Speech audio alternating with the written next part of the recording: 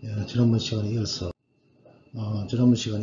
이 부분 다시 시작하도록 하겠습니다. 교과서 515페이지 가운데 시작하는 패러그래프입니다. 자, 합성 과정의 첫 순환, 여기서 1번에서 4번까지를 보여주고 있습니다. 이것은 만노닐 ACP, 아실소송재단 맥질이라고 그랬죠. 이것과 아세틸 KS 각 한 분자가 만나서 시작합니다. 자, 이 그림 봐주세요. 자, 위에 보니까 아세틸 KS가 있고 만노닐 ACP가 있습니다. 그 화살표를 보니까 만노닐 ACP에 있는 CH2가 아세틸 KS의 탄소 쪽으로 이동해 간다는 그 그림을 보여주고 있습니다. 그래서 그 부분에 있는 KSH는 이렇게 떨어져 나오는 그림을 간단하게 보여주고 있죠. 이 과정에서 한 분자의 탄소가 이산화탄소 형태로 이탈된다는 것을 볼 수가 있습니다. 그래서 네 반응을 거쳐서 한 분자의 뷰틸릴 ACP를 만들어냅니다. 자, 먼저 1번에서 아세틸 KS와 만노닐 ACP가 축합 반응을 일으킵니다. 그렇게 해서 만들어진 것이 베타 케토아실 ACP라고 이야기했고, 지난번 시간에 한번 우리가 언급했었죠.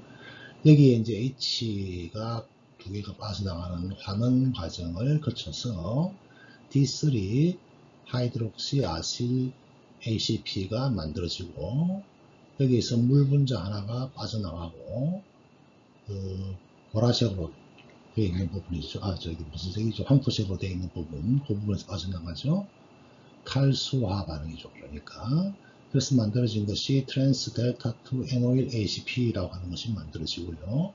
또 거기에서 H 두 개가 또 빠져나갑니다. 황토색 부분에서 환원 과정을 거치게 되겠고, 이것이 어디로 가죠? 이것이 KSSH가 들어오면서 ACPSH는 빠져나옵니다. 그래서 이것을 우리가 다시 KS가 들어가는 뷰티릴 ACP에서 ACP가 빠져나가고 ACP 자리에 KS가 들어가기 때문에 뷰티릴 KS까지 가는 것이 이제 5번까지죠. 우리 교과서에서는 4번까지를 설명하고 있고요. 그래서 4번 과정을 거쳐서 뷰티릴 ACP가 만들어지고요. 이 반응들은 지방산산화 역반응과 비슷하다 되어 있고, 주요 탄소 결합 생성은 클라이젠 추가 반응이라고 이름을 붙여주고 있네요. 이것을 통해서 아세틸 KS와 만노닐 ACP 사이에서 이루어지는 것이 이제 1번 반응이 되겠습니다. 그 밑에 있는 5번까지의 반응은 조금 전에 교과서에서 설명한 것으로 대체를 하고요. 개념을 보도록 하겠습니다. 만노닐 코에는 지방산 생합성을 위한 활성화된 두 개의 탄소 조각이다. 그래서 이산화탄소의 상실로서 탄소와 탄소 결합 생성을 촉진하는 과정, 이 과정을 이 그림에서 우리가 배웠습니다. 다시 한번 더 여러분들이 그림을 보면서 교과서 내용을 한번 정리해 주기 바랍니다. 515페이지 맨 오른쪽 아래쪽 테라그래프요. 만노닐 ACP는 그러면은 아세틸기 공여체로 이용하는 분자적 이유가 무엇인가? 왜 그럼 이런 과정을 거치는가? 그에 대한 생각을 한번 봅시다. 자, 활성화된 두 개의 아세틸기 축합은 보통 에너지를 흡수하기 때문에 이에 거꾸로 된 반응, 즉 아세토아세틸 코에의 디올리시스 분해는 많은 에너지를 방출합니다. 만노닐 ACP의 카복실기는 좋은 이탈기인데 그 이유는 베타 카보닐기가 탈칼복실화 반응 도중에 전자 수용체 역할을 할 수 없기 때문입니다. 이 탈칼복실화 반응은 축합 반응이 에너지를 방출하게 만드는데 근본적으로 ATP 가수분해가 이 에너지 흡수적인 축합 반응을 촉진시키는데 그 이유는 ATP가 아시드 코에에 의해서 만노닐 코에로 합성되는데 사용되기 때문입니다. 이 축합 반응은 중탄산이 최종 산물 내에 혼합되지 않는다는 초기 관찰을 뒷받침한다. 또 지방산 내의 모든 탄소는 아세트산에서 온다. 자, 이거는 여러분들이 이해하기 어렵기 때문에 맨 아래쪽 지방산 내에 있는 탄소는 아세트산에서 온다. 여기까지만 결론적으로 여러분들이 정리해 주기 바랍니다. 다음 페이지요. 자, 그런데 이 그림을 보고 나니까요, 여러분들 이제 5번까지의 반응을 그렇습니다. 그 다음에 좀 전에 봤듯이 이러한 1번에서 5번까지 자, 뷰틸 KS가 만들어지면은 이것이 다시 마늘 코에가 결합하고 2번에서 3번, 4번, 5번까지의 순환을 전부 다 한 번씩 더 거치고 또 거치고 근데 순환 2, 6대 있죠. 6번째까지 순환을 한 번 더 한다는 거예요. 그래서 최종적으로 이 순환 과정이 7번 일어납니다. 그래서 7번 일어나서 만들어지는 것이 팔미토일 SACP입니다. 팔미토일 SACP. 이 과정이 이제 끝나게 되면은 팔미토일. 자, 팔미토일은 두 개가 반응하는 과정이 7번 순환되고 그 과정에 아세트KS가 처음 들어가기 때문에 결국은 7번 반응 거칠 때마다 두 개의 탄소가 들어가기 때문에 총 14개의 탄소가 들어가면서 아세틸KS에 있는 두 개의 탄소가 1번 축합 반응을 거쳐서 만들어졌기 때문에 결국 탄소의 숫자는 몇 개가 됩니까? 총 16개짜리의 탄소가 만들어진다는 것을 그 그림에서 이해를 하셔야 됩니다. 그래서 제가 팔미틱 애시드의 화학적 구조를 보여주고 있는데 여기 보니까 CH3 탄소 1개죠. CH2가 14개, 탄소가 14개죠. 그 다음 카복실기 말단에 있는 탄소, 토탈 16개짜리의 카복실 16개짜리의 탄소를 가진 팔미틱 애시드가 생성된다는 겁니다. 그래서 516페이지에 왼쪽 아래에 있는 식이 하나 있죠. 아세틸코에 7번, 그 다음 여기에 7개의 만노일코에 그리고 각각의 과정에 NADH 이런 것들이 또 참여하죠. 결론적으로는 8m산 한 분자가 만들어지겠고 7분자의 이산화탄소가 빠져나오고 14개의 NADP가 만들어지고 또 8개의 코에 SH 그리고 6분자의 물분자가 빠져나오는 과정입니다. 이 결론적인 과정이죠. 결론적인 과정이요. 그래서 한 분자의 이산화탄소가 자 그 다음에 매 분당 매 순환당 방출되긴 하죠. 그런데 왜 6개냐 이거죠. 최종적으로 6분자의 이산화탄소만이 전체 과정에서 생성되는 이유가 뭐냐. 그 이유는 한 분자의 물이 TO에스테르 결합을 통해서 가수분해하여서 자유 8m산을 방출하는 데 쓰이기 때문이다.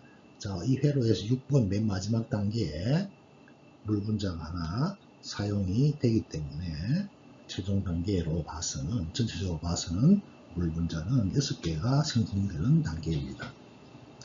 ATP 필요량을 알기 위해서는 7분자의 만노일코에를 합성하는 것을 고려를 해야 될 것이고 그래서 밑에 7분자의 아세트코에 7분자의 이산화탄소 7분자 ATP라는 표현이 있고요. 이건 514페이지에서 우리가 생각했던 것이고 결론적으로 전체적인 시기 전체의 과정을 나타내면은 아래와 같다. 이렇게 여러분들이 정리를 해주기 바랍니다. 자, 오른쪽 페이지로 갑니다. 517페이지 지방산 합성의 다기능 단백질이라는 표현이 있는데 왼쪽에 있는 부분은 이런 합성 요소가 발견되는 과정 이런 것들을 설명하고 있기 때문에 생략을 하고 517페이지 두 번째 줄 부분을 보도록 합니다. 자, 모든 지방산 합성 효소 체계들은 본질적으로 같은 화학 반응들을 통해서 지방산을 생성을 하긴 합니다. 그렇지만 쓰이는 효소들의 다름은 특정 저해제가 항균제로서 발전될 수 있을 가능성을 제시한다. 이런 표현이 있죠. 즉, 이 단계를 조절함으로 해서 우리가 어떤 항균제 같은 것들을 개발할 수 있다는 것입니다. 예를 들어서 트리클로산이라고 하는 항균제가 있습니다. 트리클로산이라고 항균제는 굉장히 광범위하게 널리 쓰입니다. 이 트리클로산은 박테리아 내에 있는 NO1-ACP 환원 효소의 강력한 저해제 역할을 하는 것입니다. 이것이 어디에 해당하는 부분일까요? 이게 바로 4번, 지금 보고 계신 여러분들의 이런 16점 24에 있는 4번, 그 환원돼 있고, ER 돼 있죠. ER. 요 ER이 뭐예요?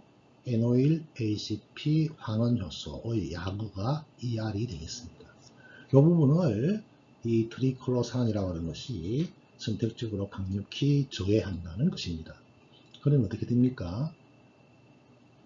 ER이 활성이 안 되게 되면은 3번 과정에서 생성되는 것에서부터 스탑이 되어버리겠죠. 그러면은 지방산이 안 만들어지는 거예요.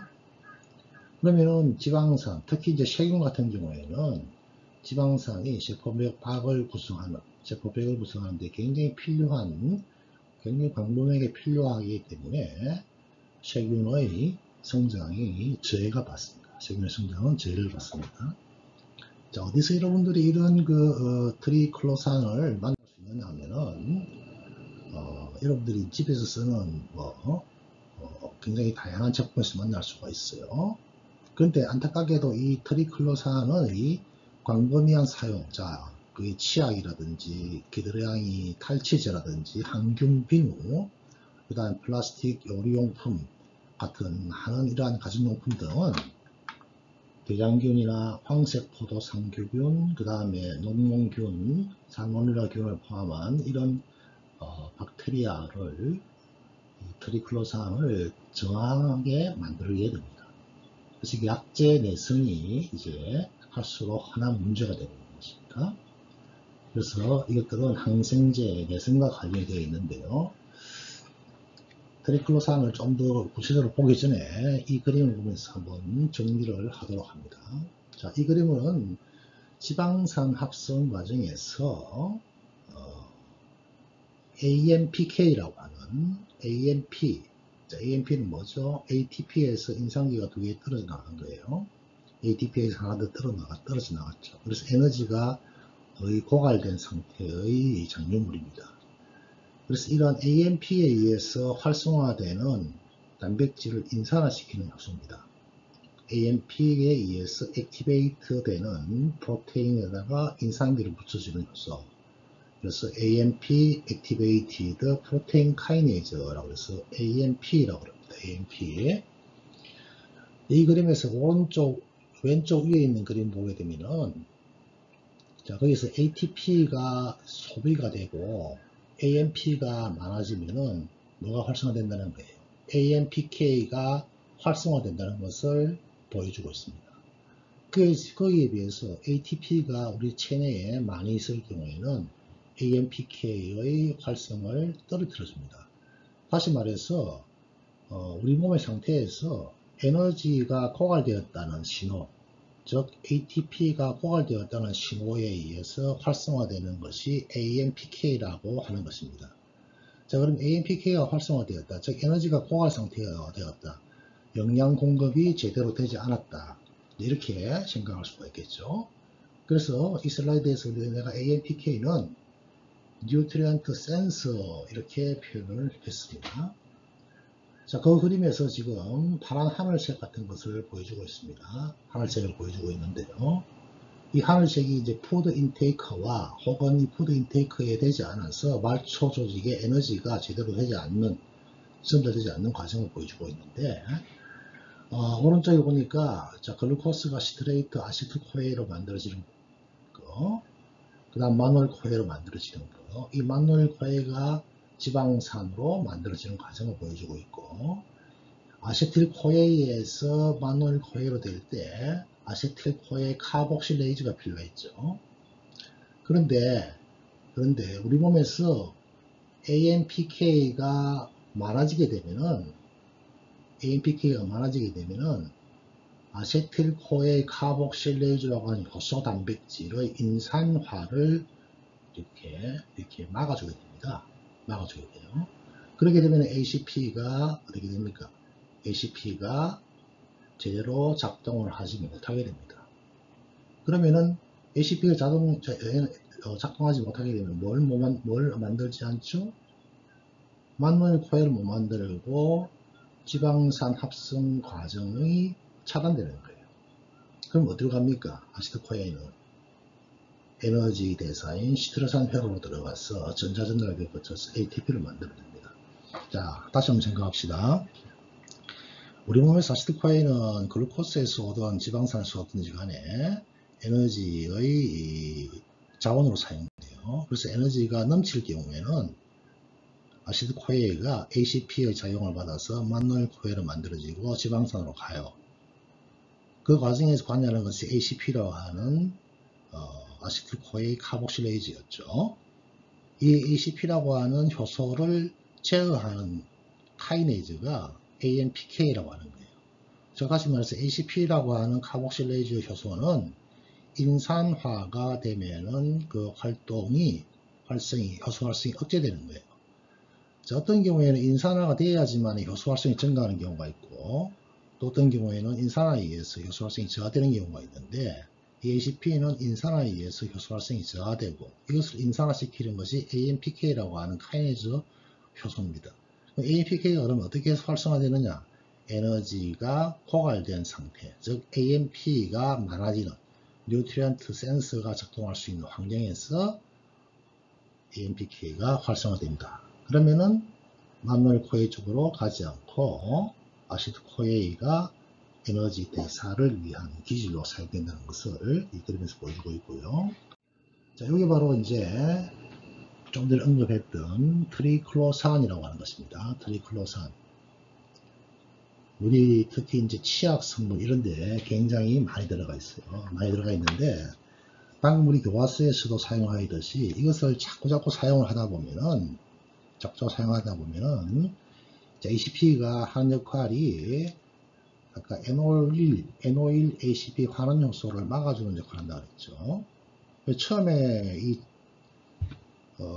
내성이 없는 분들은 이 약물에 의해서 ER이라고 하는 효소 억제가 잘 돼요. 잘 되는데 이것을 자꾸 쓰다 보면은 ER 효소가 여기에 대해서 저항성을 가지게 되는 거예요. 저항성을 가지기 때문에 그 다음부터는 이런 저항성을 획득하게 되면은 세균에 대한 항균 능력이 떨어지게 돼요. 그래서 이것의 사용을 자제하자 이런 이야기를 하는 거죠. 그래서 최근 들어서는 이 트리클로산이 들어있지 않은 이런 세정제라든지 이런 것들이 개발되고 있는 상황들입니다. 참고해 주기 바랍니다. 자, 518페이지요. 네 번째, 아세틸 소단위와 환원 당량의 세포질레의 이동. 그 밑에 보면은 16-26 그림이 하나 나와 있는데, 아마도 이거는 제가 더 이상 설명을 드리지 않아도 여러분들이 그동안 배웠던 내용으로 여러분들이 소화를 할 수 있을 것 같아서 이 부분을 생각을 하고 다음 쪽으로 넘어갑니다. 자, 다섯 번째, 지방산의 불포화. 이것도 다시 중요하지 않기 때문에 넘어가고요. 520페이지에 있는 지방산 합성의 조절 부분, 이 부분은 좀 중요합니다. 거기에 해당되는 내용들을 좀 살펴보도록 하겠습니다. 지금 우리가 간단하게 배웠던 이러한 지방산의 생합성, 이것도 역시 마찬가지로 호르몬 기전에 의해서 조절이 됩니다. 동물 내 대부분의 지방산 합성은 지방 조직에서 일어나죠. 생성된 지방산은 다른 세포들이 에너지를 필요로 할 때 방출된 후 이동되어서 쓰이기 위해서 일단 저장이 되어 있는 거예요. 그래서 호르몬은 세포 밖에 있는 전달자로서 기관 간의 조절 역할을 하는 것이죠.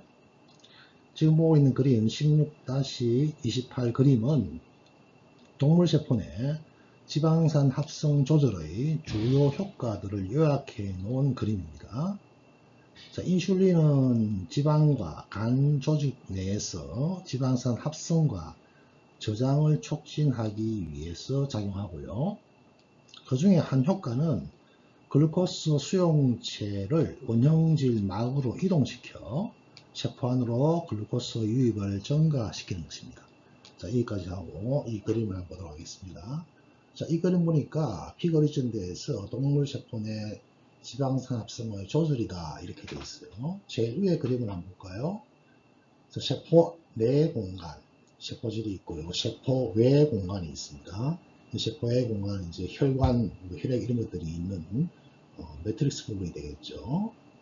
거기에 이제 글루코스 이런 것들이 이제 이동하고 할 거 아니에요. 혈액을 타고 이제 인슐린이라고 하는 호르몬이 작동하기 위해서 혈액에 나왔어요. 그러면 이 인슐린은 글루코스의 흡수를 증가시키게 되겠죠. 인슐린이 하는 역할이 글루코스의 흡수를 증가시킨다. 그래서 혈당량을 떨어뜨리는 거 아닙니까? 그래서 글루코스가 흡수가 증가되기 위해서 인슐린의 역할은 뭐냐 하면은 글루코스를 받아들이는 수용체가 세포질 외 막에 많이 노출되도록 해주는 거예요. 그럼 당연히 수용체가 표면에 많으니까 글루코스의 업데이트를 쉽게 할 수 있겠죠.